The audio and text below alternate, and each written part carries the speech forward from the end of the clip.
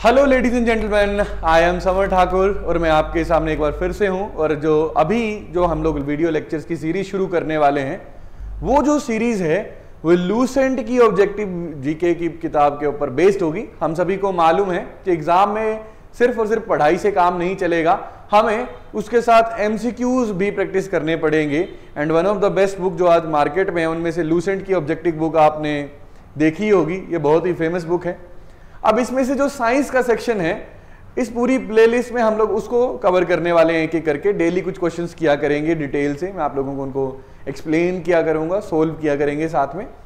तो ये आपको जब वीडियो मिलेगी तो इसको लाइक जरूर कीजिएगा, अगर आपको पसंद आए तो अपने दोस्तों के साथ भी शेयर कीजिए। चलिए तो बिना देर किए शुरू करते हैं। तो सबसे पहले सीधे आते हैं बिना देर किए क्वेश्चंस में।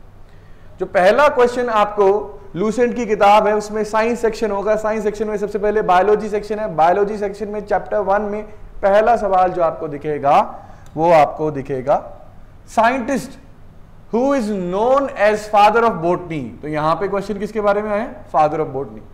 इस क्वेश्चन को सोल्व करने से पहले let me tell you one thing, ये जो क्वेश्चंस हैं ये ऑलरेडी प्रीवियस ईयर एग्जाम्स में आ चुके हैं। तो अगर बेहतर रहेगा कि आप जब ये वीडियो देख रहे हो तो आप, अगर आपके पास लूसेंट की किताब है तो उसको खोल लें, या फिर आपको कहीं से पीडीएफ इसकी मिलती है तो उसके भी साथ में आप रख लें, या फिर जो वीडियो है इसको आप सेव कर लीजिए अपने, और हम देखते हैं कि इसको बार बार रिवाइज करिए ताकि आपके कंसेप्ट भी पक्के हो जाए। चलो देखते हैं। तो scientist who is known as father of botany, तो ऑप्शंस देखते हैं। तो एरिस्टोटल नहीं है, ये डार्विन भी नहीं है, आंसर जो है ये है थियोफ्रेटस। तो इसका सही आंसर क्या रहने वाला है? थियोफ्रेटस। अब ये थियोफ्रेटस बिल्कुल सही जवाब रहने वाला है। अब अगर मैं थियोफ्रेटस की बात करूं तो आप देख सकते हैं यहाँ पे, मैं स्क्रीन से हट जाऊं तो ये आपको फोटो दिख रही है थियोफ्रेटस की। ये जो थियोफ्रेटस है जिनको आप यहाँ पे देख रहे हैं, ये ग्रीक फिलोसफर थे। एक जमाना था ग्रीस अपनी फिलोसफी और नॉलेज के लिए बहुत ही ज्यादा मशहूर था। ग्रीस में बहुत सारे फिलोसफर्स हुए।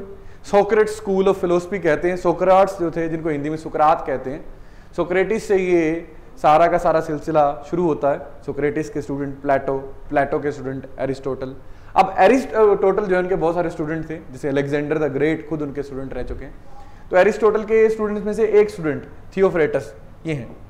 अब यहाँ पे जो क्वेश्चन है, जैसे father of biology, father of botany, इसका ये मतलब बायोलॉजिकल फादर नहीं है, इन्होंने पैदा नहीं करे ये सब्जेक्ट। हमें जब इनका काम मिला, जो इन्होंने अपने वक्त में रिसर्च करी है, किताबें लिखी हैं, जो डॉक्यूमेंट्स इन्होंने लिखे हैं, जब हम उन डॉक्यूमेंट्स को देखते हैं तो हमें ये लोग जो भी फादर कहा जाता है, जैसे फादर ऑफ जोलॉजी हो गया, फादर ऑफ ज्योग्राफी हो गया, कोई भी ऐसे लोग हैं, तो इन लोगों के काम में हम लोगों को क्या मिलता है कि पहली बार किसी सब्जेक्ट की डिटेल्स देखने को मिलती है, तभी हम इनको श्रेय दे देते हैं।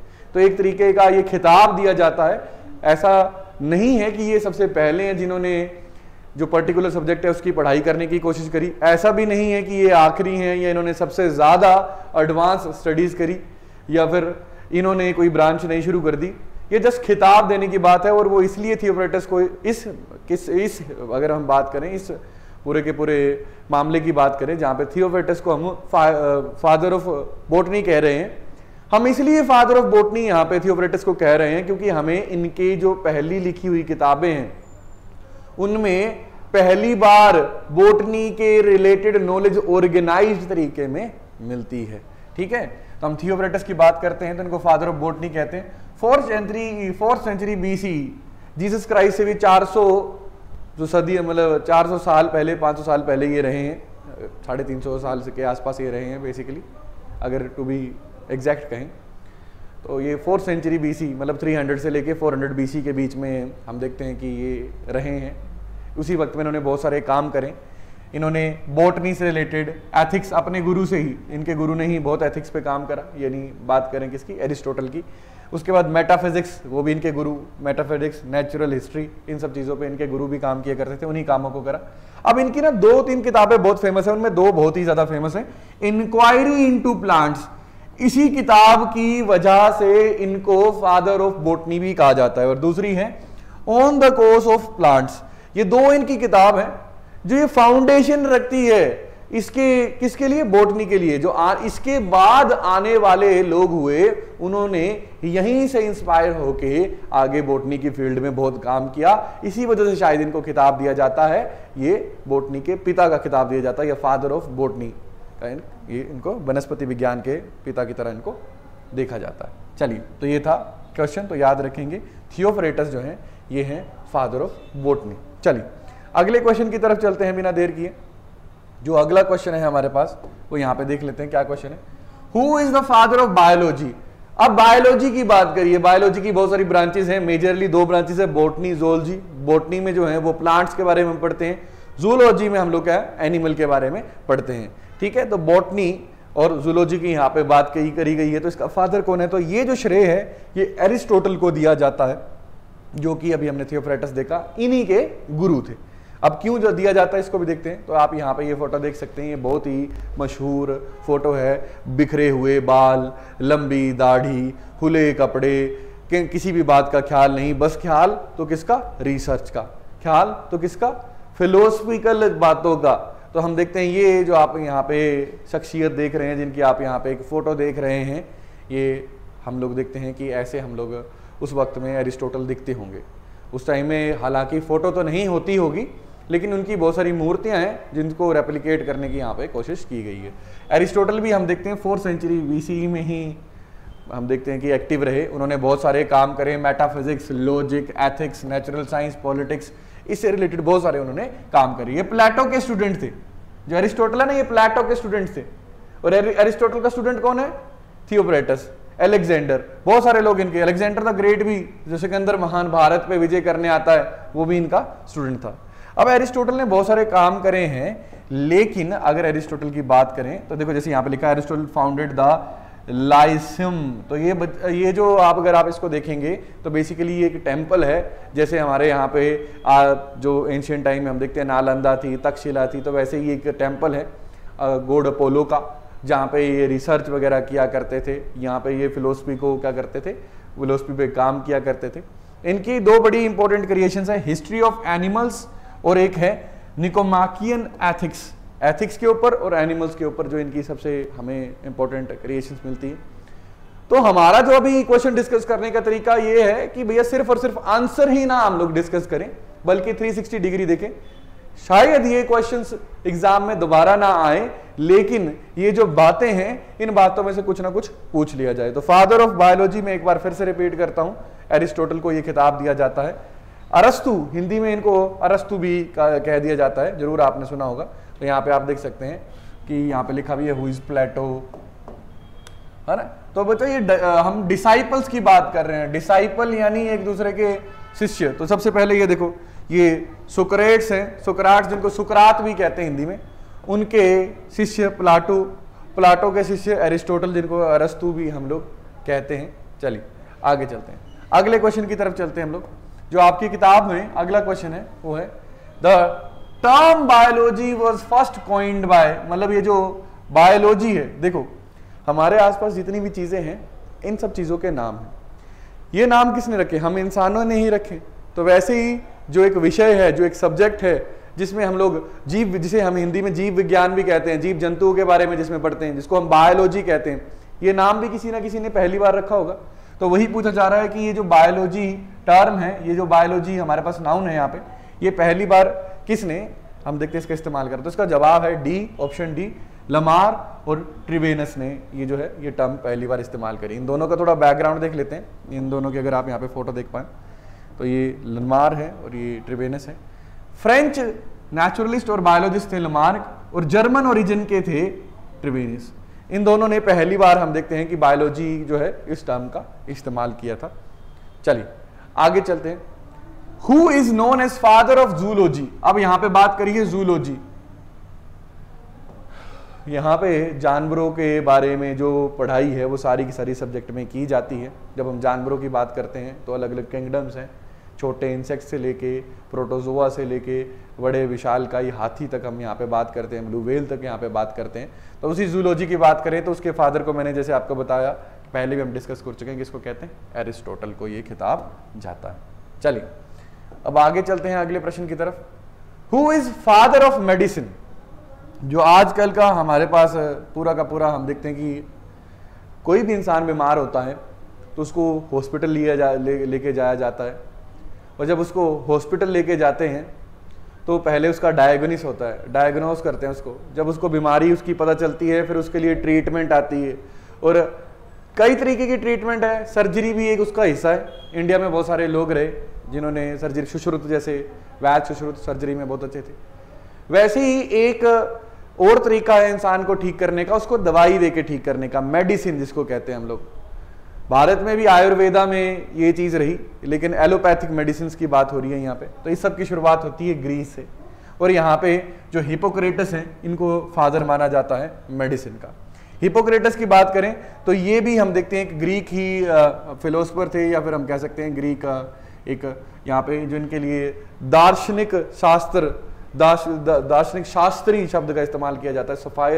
सोफाइस्ट का शब्द जो है इसका इस्तेमाल किया जाता है इनके लिए। अगर हम बात करें हिपोक्रेटस की तो ये हम देखते हैं 5th और 4th सेंचुरी BCE के वक्त ये एक्टिव थे। ये पहले आदमी हैं जिन्होंने ये बात कही कि जब इंसान बीमार होता है, इंसान का शरीर जब बीमार है तो वो किसी देवी देवता का कोप नहीं है, कोई श्राप नहीं है, वो कोई दानव नहीं है, या फिर कह सकते हैं कि किसी शैतान का परछाया नहीं है। इन्होंने अंधविश्वास से पहली बार बाहर निकल के कहा कि हर किसी जो बीमारी है उसकी कोई ना कोई वजह होती है, जो वजह हमारे आसपास ही होती है। उस वजह को अगर सुधार दिया जाए या फिर उस बीमारी को ठीक करने के लिए हमारे आसपास की जो चीजें हैं उनसे दवाई बनाई जा सकती है और दवा दे दी जाए तो इंसान ठीक हो सकता है। और ये पहले हैं जिन्होंने, हम देखते हैं कि ये सारा का सारा जो मेडिसिन है, दवाई वाला काम शुरू करा है ग्रीस में। तो इनको कहते हैं हिपोक्रेटिक स्कूल ऑफ मेडिसिन के एक तरीके के फाउंडर हैं ये। इन्होंने बहुत सारी, जैसे जो क्लिनिकल मेडिसिन है उसकी शुरुआत भी माना जाता है कि इन्हीं से हुई है। और हम देखते हैं कि जो अभी भी जो डॉक्टर्स को पढ़ाया जाता है उसमें इनका बहुत सारा हम देखते हैं किस तरीके से इन्होंने काम किया था हमें बताया जाता है। और इसमें भी जब वो उनको एक शब्द दिलाई जाती है, ठीक है, तो वो भी इन्हीं की हम देखते हैं बनाई हुई है, द हिपोक्रेटिक ओथ जिसको हम कहते हैं। तो ये हिपोक्रेटस हैं, आप इनको देख सकते हैं। ये मेडिसिन के फादर के नाम पे इनको जाना जाता है। चलो आगे चलते हैं। The biology is derived from which language. अब देखो यहाँ पे देखने वाली बात है, ये है टर्म बायोलॉजी, यही है टर्म जूलॉजी। ये जितनी भी टर्म्स हैं ये सारी की सारी ग्रीक टर्म्स हैं। इसमें आप यहाँ पे इनको तोड़ेंगे तो हमारे पास बायो प्लस ओलॉजी आया। तो बायो जो शब्द है, बायो शब्द का मतलब होता है लिविंग। ओलॉजी वर्ड जो है ओलोगस वर्ड से आया, मतलब टू रिकॉर्ड। और ओलॉजी का अगर हम बात करें तो ओलॉजी का मतलब होता है to study, specifically study something. तो जब हम क्या करते हैं, लिविंग बीइंग्स की स्टडी करते हैं तो उसको बायोलॉजी कहते हैं। और ये ग्रीक भाषा से आया हुआ शब्द है, ना फ्रेंच का है, ना लैटिन का है, ना पुर्तगाली का है। चलिए अगले क्वेश्चन की तरफ चलते हैं। द बुक हिस्टोरिया प्लांटम, अगेन यहाँ पे प्लांटम, हिस्टोरिया प्लांटम, ये प्लांट्स के ऊपर किताब है। तो ये किसने लिखी है पूछ रहे हैं, तो ये थियोफ्रेटस की ही किताब है। जैसा कि हम देख चुके हैं थियोफ्रेटस का पौधों में बहुत रुचि थी, और जितना भी वनस्पति विज्ञान है या फिर हम कह सकते हैं कि जो पौधे हैं उनसे जुड़ी हुई रिसर्च थियोफ्रेटस ने बहुत ज्यादा करी है। Botany is also known as phytology, phycology, pedology, plantology, plantophyta. देखो ये तो कोई चीज ही नहीं है। यहाँ पे this is study of algae and, और यहाँ पे देखो जो आंसर हो सकता है दैट इज फाइटोलॉजी। अब हमें कैसे पता चला फाइटोलॉजी हो सकता है, बिकॉज यहाँ पे देखो फाइटा, ये जो शब्द है ना इसका मतलब होता है प्लांट, और ओलॉजी जैसा अभी मैंने बताया स्टडी। तो botany is also study of plants और phytology is also study of plant. तो इस हिसाब से आंसर क्या होना चाहिए, ए। बिल्कुल ए यहाँ पे सही जवाब है। चलते हैं। Aristotle is not known as father of biology, Aristotle हैं भाई। फादर ऑफ जूलॉजी हैं, एम्ब्रोलॉजी इसके भी फादर हैं, बोटनी के थियोफ्रेटस को माना जाता है। तो आंसर रहेगा डी इसका। चलिए अब चलते हैं अगले क्वेश्चन की तरफ। तो कहता है phycology is branch of botany in which we study. तो याद रखना पाइकोलॉजी दो स्टडीज होती हैं, सेम है, माइकोलॉजी, पाइकोलॉजी। तो पाइकोलॉजी जो है is the branch of botany in which we study, we do not study about we do not study about these people. यहाँ पे ऑप्शंस थोड़े गलत हैं, अगर किताब में भी यही ऑप्शन है तो ये गलत है। अगर हम बात करें फाइकोलॉजी की तो इसमें हम लोग बात करते हैं एल्गी के बारे में पढ़ाई करते हैं। इसमें हम लोग किसके बारे में पढ़ाई करते हैं? एल्गी के बारे में पढ़ाई करते हैं। तो यहाँ पे ऑप्शंस गलत हैं, यहाँ पे आपका सही जवाब का रहेगा algae. Phycology is a branch of botany in which we study about algae. चलिए, तो यहाँ पे ये आप लोगों को मैंने आगाह कर दिया, मैंने आपको बता दिया कि अब हम लोग क्या करने वाले हैं। हम लोग लूसेंट का ऑब्जेक्टिव जीके जो है उस किताब में से साइंस का सारा सेक्शन सोल्व करने वाले हैं। तो अपने दोस्तों तक ये जानकारी जरूर पहुंचाएं, और अगर आपको ये वीडियो पसंद आती है तो उसको लाइक करना और शेयर करना अपने दोस्तों के साथ ना भूलें। तो इसी के साथ लेते हैं अलविदा, अगली बार ज़्यादा क्वेश्चंस के साथ मिलेंगे। आप भी तैयार रहिएगा, तब तक के लिए हैव गुड टाइम।